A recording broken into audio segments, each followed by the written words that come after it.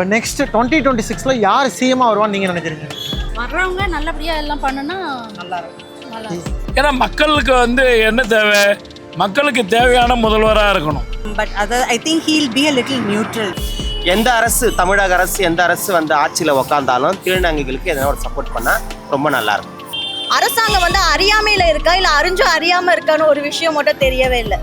ஓட்டு போட வேண்டிய கடமை போட்டு தான் ஆகணும். அதனால யார் வந்து என்ன போகிறது, யாரும் பிரயோஜனம் கிடையாது. எல்லாருமே வந்து பார்த்தாச்சு, நம்மளுக்கு ஒரு மாற்றம் பார்க்கலாமே, புதுசாக ஒரு மாற்றம் பார்த்தேன். எங்களுக்கு எவ்வளோ உதவி செஞ்சுருக்காங்க, அது அவங்க தான் வரணும். எனக்கு அப்போ என்ன தோணுதோ அதை செஞ்சிருவேன். விஜயகாந்த் சார் வந்து மேலே ஒரு நம்பிக்கை வச்சோம், ஆனால் அவரை நம்ம வந்து மிஸ் பண்ணிட்டோம். பட் இவரை மிஸ் பண்ணக்கூடாதுல்ல, அதனால இவர் கண்டிப்பாக ஓட்டு போடணும். கண்டிப்பாக 26ல் ஸ்டாலின் வருவாருன்றத நான் 99% நம்புகிறேன். அந்த 1% யாருன்னா என்னோட விருப்பத்தை நீங்கள் கேட்கக்கூடாது. ஏன்னா என்னோட விருப்பம் எனக்கு சொல்ல விரும்பலை, கடவுளுடைய விருப்பத்தை தான் நான் சொல்ல விரும்புகிறேன்.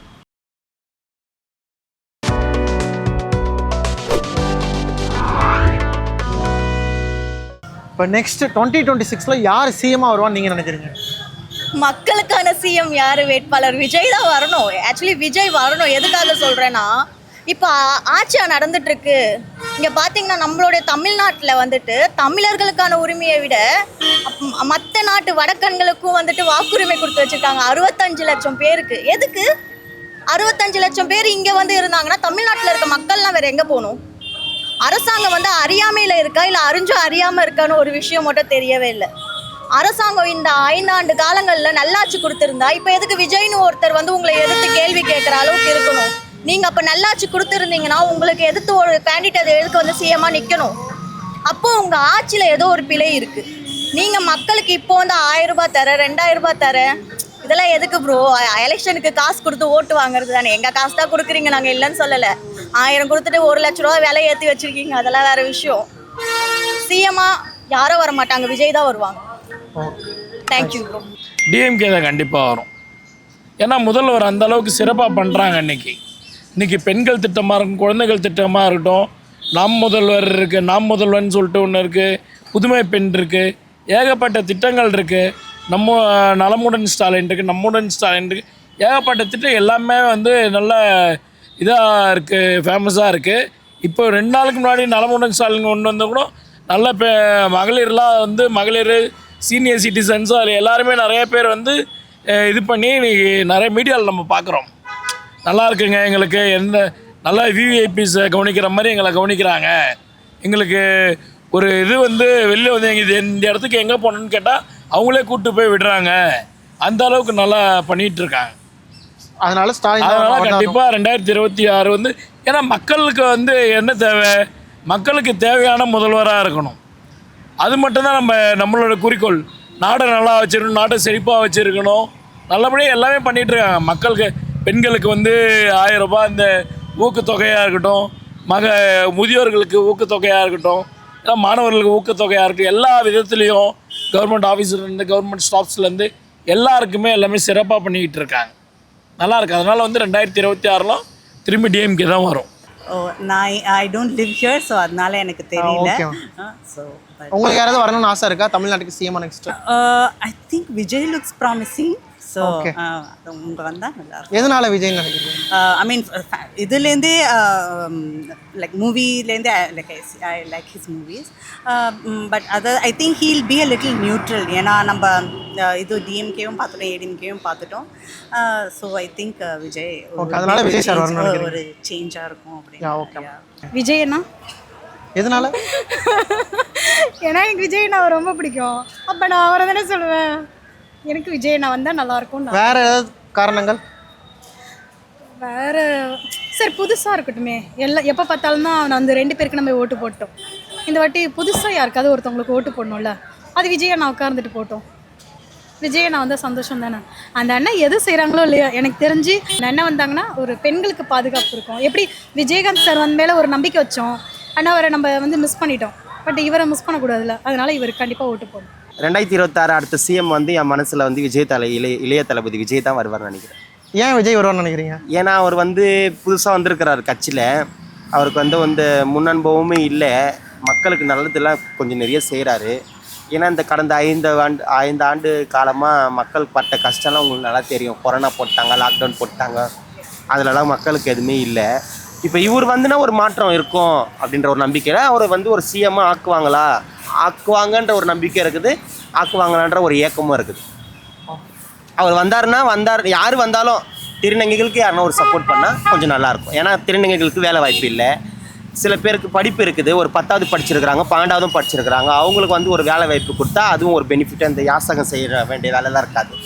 எந்த அரசு, தமிழக அரசு எந்த அரசு வந்து ஆட்சியில் உக்காந்தாலும் திருநங்கைகளுக்கு எதனா ஒரு சப்போர்ட் பண்ணால் ரொம்ப நல்லாயிருக்கும்.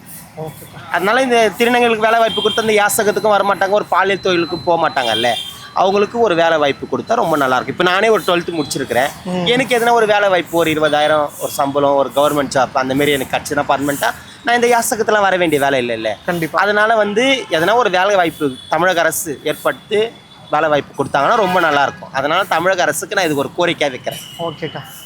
அது கடவுள் தான் முடிவு பண்ணணும். அது உங்களுக்கு பிடிச்சது யாராவது? எனக்கு பிடிச்ச விஜய் தான். அவர் வரணும்னு நினைக்கிறீங்க? கண்டிப்பாக.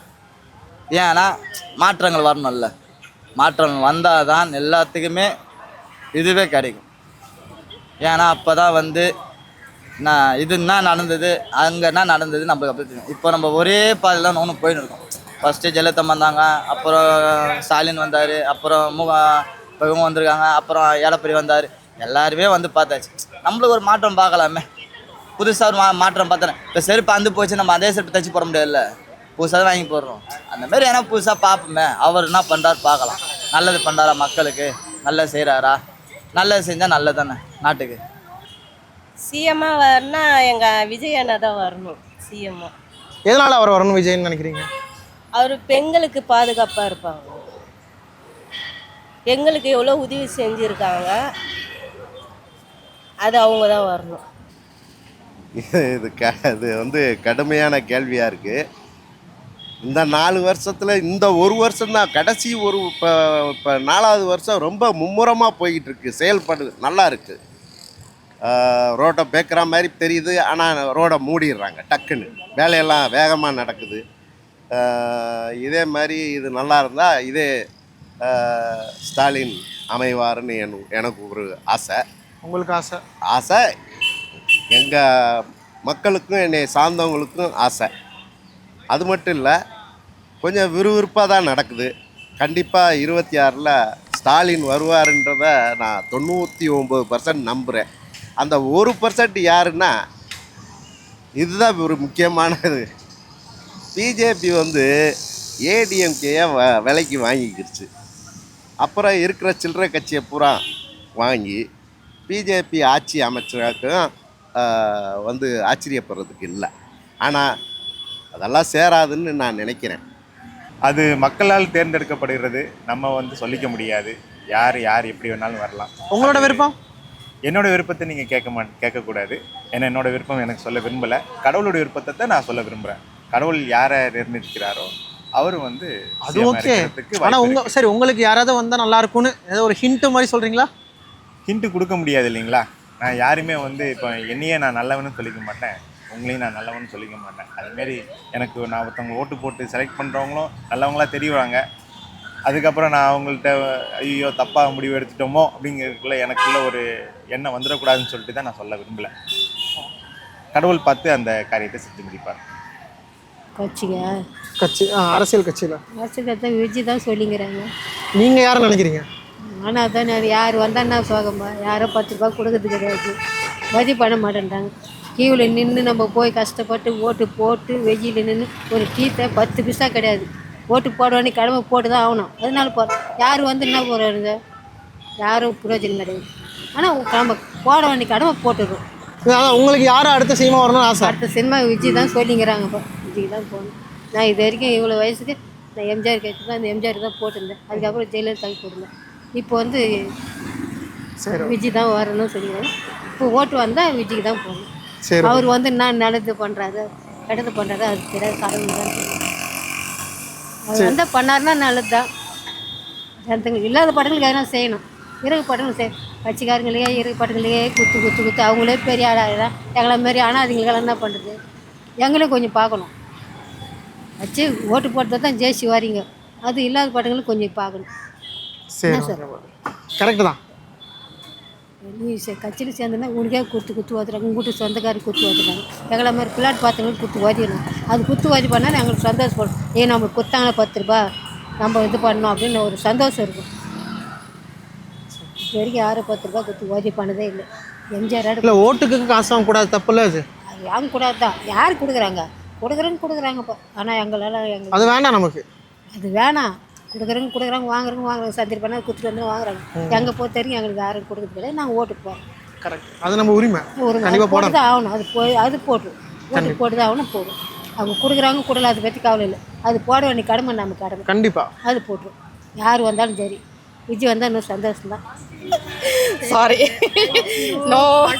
ஆமாம், ஓகே, உங்களுக்கு விருப்பப்பட்ட யாராவது இருப்பாங்க இல்லையா, அதை நீங்கள் சொல்லலாம். விருப்பப்பட்டவங்க அப்படின்னு யாரும் இல்லை. வந்து வர்றவங்க நல்லபடியாக எல்லாம் பண்ணுனா நல்லா இருக்கும். நல்லா சிஎம் எனக்கு தெரிஞ்சு ஸ்டாலின் தான் வருவார்னு நினைக்கிறேன். எதனால? அவர் அப்போலேருந்து அவர் நிறைய நலத்திட்டங்கள் செஞ்சுருக்காரு. அவர் தான் வருவார் எனக்கு தெரிஞ்சு. நீங்கள் யார் வரணும்னு எதிர்பார்க்குறீங்க? அது சொல்ல முடியாது, முடிவுன்றது மக்கள் எடுக்கிறது. என் ஒரு ஓட்டால் இல்லை, நிறைய பேர் உங்கள் ஒரு முடிவை யாராக இருக்குன்னு கேட்குறேன். அது எனக்கு அப்போ என்ன தோணுதோ அதை செஞ்சிருவேன். சரி.